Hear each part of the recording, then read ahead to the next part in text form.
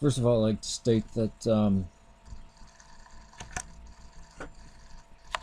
I've never done this. This is absolutely weird that I'm responding to two of someone's videos in one day, but I actually responded to one of your videos on a different channel. I don't know if it's your channel, if somebody copied it.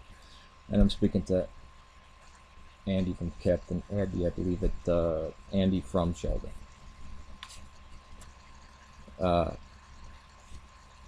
Which is not normal. I think it's weird, but whatever.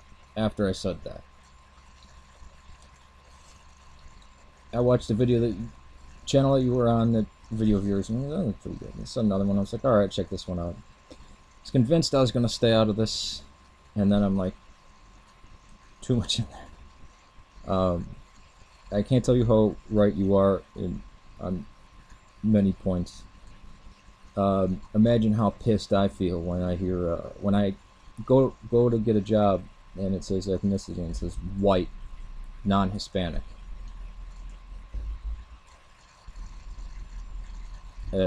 Well, it's just foolishness.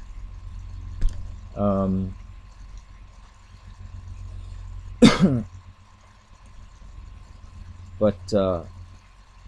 with Pat Condell, I mean, probably I know I did a few years ago on a different channel. I liked some of Pat Condell's stuff, and then it's like, okay, that's what he really thinks. It's pretty out there. But when people are talking about, and I'm not just saying stuff just to say it, this is what I feel, this is what I believe. When people say that there's an astounding ignorance of Islam, and that's a real problem when you have certain things going on. It's a problem for them, it's a problem for anyone, because of all the things that are going to happen. Do we need to know about religion? Actually, yeah, because it's a huge part of the world, whether we like it or not. Those people who say we need to limit Islamic immigrants, and I'm not telling you, I cannot stand it when people talk about the United States and what America should do, and this is bad. And this, I'm not talking about England or the UK in particular. So particularly, I'm not addressing the UK and telling people in the UK how they should vote or what they're doing is right or wrong. But when somebody says, look, we're getting too many people in here that do not share our values,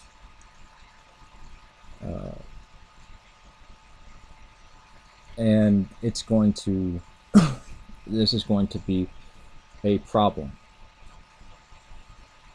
because it is the areas that these Muslims are coming from. Had they been from Indonesia or Bosnia, or if they were from those Arab countries, Arab, Pakistani, the Indo-Arabian or Aryan, whatever you want to call it, Aryan in the true sense, not in Hitler's sense, those people. If it was from those countries in the 1960s, the mosques were empty. However, there is a resurgence of a very orthodox view of Islam, and there's a very drastic difference about Islam and Christianity. In Western Europe, Western society, Christianity had a component in it from the beginning, because of the render unto Caesar what Caesar's, render unto God what's God's, and then it being oppressed for a long time, outlawed. So it had this skeptical view of the state, and none of the groups ever kind of agreed with each other, and they wound up splitting into basically 4 historical forms, and it's always been this kind of weird thing, which I think is pretty crippling to the human soul, to use one of their words, but not really.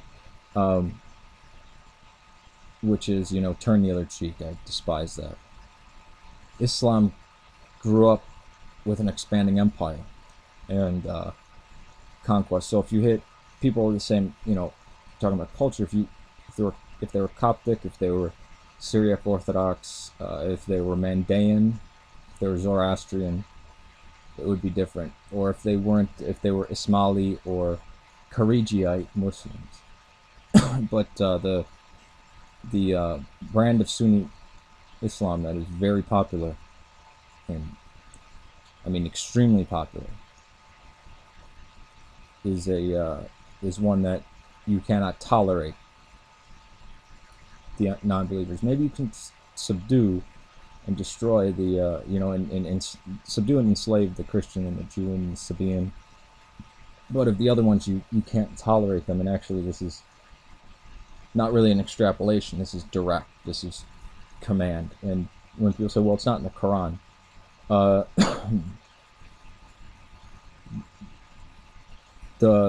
with Sunni Islam, it's the Sunnah. So when people address this, and I'm not, again, the main thrust of this is that we need to tread carefully and not to basically, and I think you're doing a fair job of that, but there were too many points where I need to address this.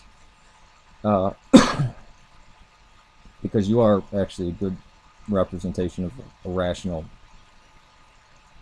atheist, which we very much need. I think there's a poisoning going on in atheism, as my previous video, you get to see it. When people say, wait a minute,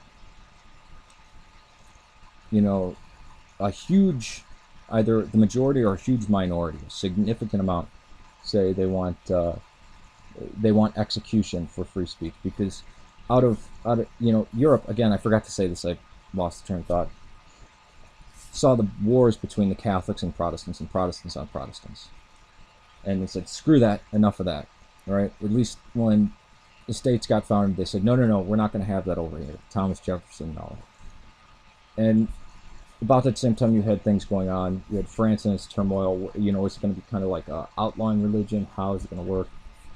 And there was a good balance. The exception probably would be Northern Ireland. Big glaring exception. So I'm not about to assume that, the UK didn't have, harsh religious hatred, not just, even 15 years ago. I mean, very scary.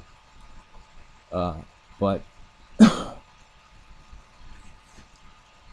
with this new Sunni Islam, which is, Sahih Bukhari and Sahih Muslim, and those are the two outstanding things. And you use Ibn Kathir and Al-Tabari.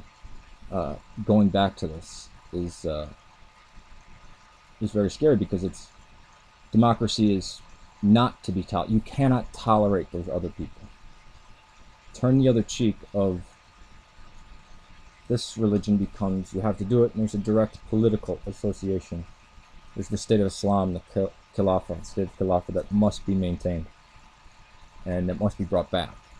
And it's directly in there. There's no taking the pea out of the swimming pool. That was the Reformation that was done with Wahhabism. And it's now it's the West's fault to a large degree for setting up the House of Saud, and Saudi Arabia enforced nothing but this view of Islam, and it allowed them to fund and create ISNA, which funded these masjids across the whole world, where there was no intolerance in the country. It fomented it. And then by attaching itself to one side in the Middle Eastern argument, namely being Israel, against a people where it's just like, where's your humanity in dealing with these people? And then again, recently engaging in needless wars.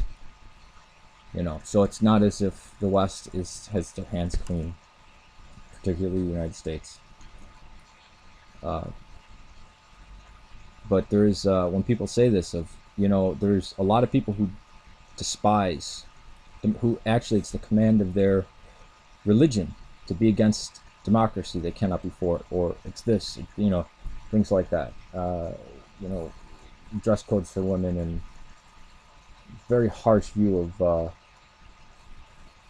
of there is to be no debate. You either accept there is one God or you're gone. Forget gay marriage. They're dead. They're executed. They're in the ground.